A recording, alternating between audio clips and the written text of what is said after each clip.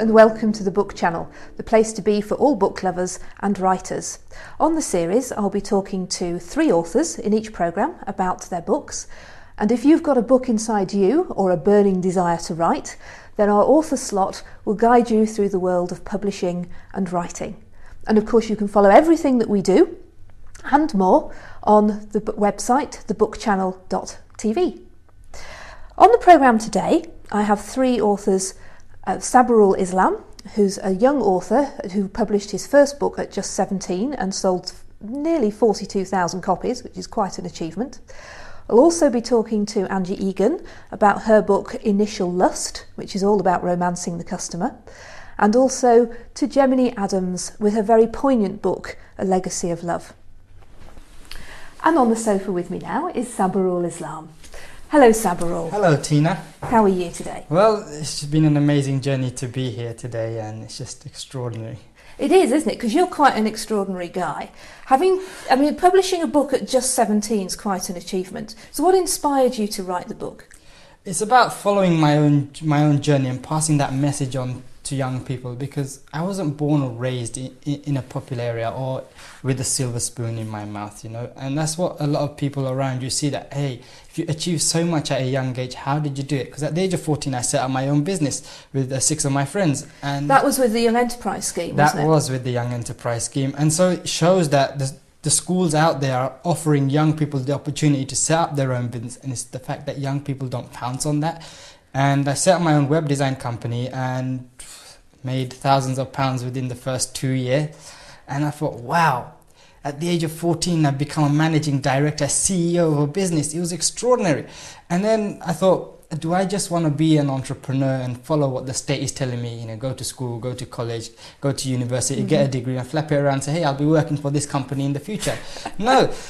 And the beautiful thing was, my first clients, who were Merrill Lynch, approached me when I was 16 and said, Sabirul, would you like to go to New York? And it was one of the most beautiful things that ever happened. Merrill Lynch coming to me and saying that, Sabirul, you've been offered a trip to New York to learn how to trade in the stock market. So it was the trading that you did and the business that you started up.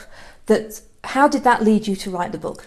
It was that because a lot of young people, especially in my own area, were coming to me and telling me, wow, you become an entrepreneur at the age of 14, an investor at the age of 16. How on earth is that possible? Because you were born in the borough of Tower Hamlets in London, where people often see crime, violence, drugs, abuse as a way forward.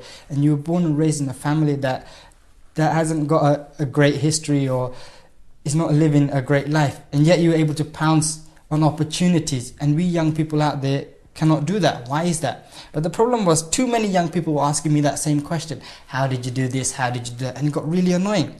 So I thought, if young people are approaching me for my advice, my help, I've got a market here. And with my entrepreneurial mindset, I thought, how can I give them something tangible and not just give advice or give them a message so you can just take it away and do whatever. So you wrote the book? And so I wrote the book at the age of 17, and the book was quite a journey on its own. So the first edition of the book was self-published, wasn't it? Yeah. With Lulu? Yeah. And that was the one you sold 42,000 yes. odd copies of. Yeah. So how did you sell those? Who did you sell them to? Well, like I said, the book has a story to tell on its own, because I approached 40 different publishers to get the book published, and I got rejected by each of them. And that was quite a daunting experience, because I knew I had a market out there to sell books, young people. And so where are young people in today's world? In schools, in secondary schools, in education. So I thought, how can I grasp onto the schools, the state schools, and see how I can sell my books to them? And then so I thought, let me go into public speaking.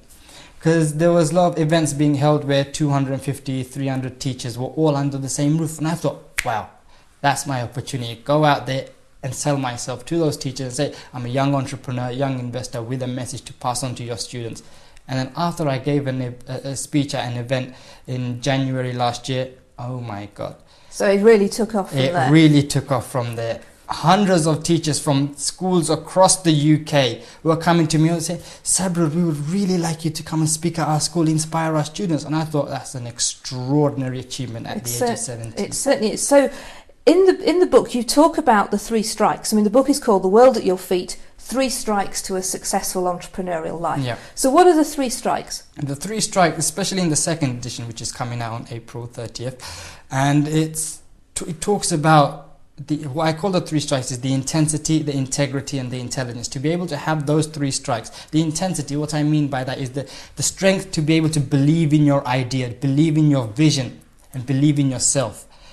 And I think I get a lot of young people saying, oh, I can't do this, I can't do this. Having that I can mentality within yourself. That yes, I am someone special. I am someone maybe ordinary, but if you do something unique, makes yourself extraordinary. And then there's the integrity, the belief, the honesty within your own idea, the belief that you are someone unique, someone extraordinary. So it kind of relates to both the intensity and the integrity. And of course, what I mean by intelligence is the fact that you don't need IQs of 150 or 160. You don't need to be a boffin or a geek or anything like that.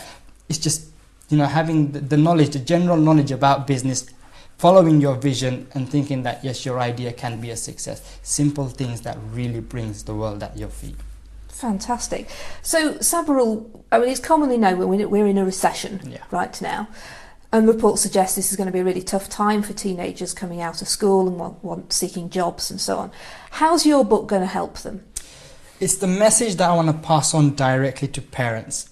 It's because I think a lot of entrepreneurs out there, a lot of these big business men, women are thinking that, the recession is actually downgrading them or taking a lot of their money away. But I think for young people, it's a great opportunity to pounce on with new ideas, business startups. And I think it's a fantastic opportunity for parents. Parents are one of their biggest inspirations. Because I look at my parents, and if the recession happened when I was 14, I would have looked at my dad and think, wow, I need your help. Because he has had experience, he knows what the recession is about, and parents have lived through various recessions. And I think this book is a fantastic inspiration for them. Because it talks about the economy, it talks about how they can pounce on opportunities, how opportunities are endless. Because you often take one opportunity and then 10 more doors open. And I think that certainly happened for you, yeah, hasn't it? Obviously. I think you're right. Thank you very much, Sabirul. I wish you every good luck with your book. Thank you. Okay, so remember you can go to the website, thebookchannel.tv, to find out more about Sabirul and his book, and he's very kindly left us some signed copies, so go to the website and find out how you could win one.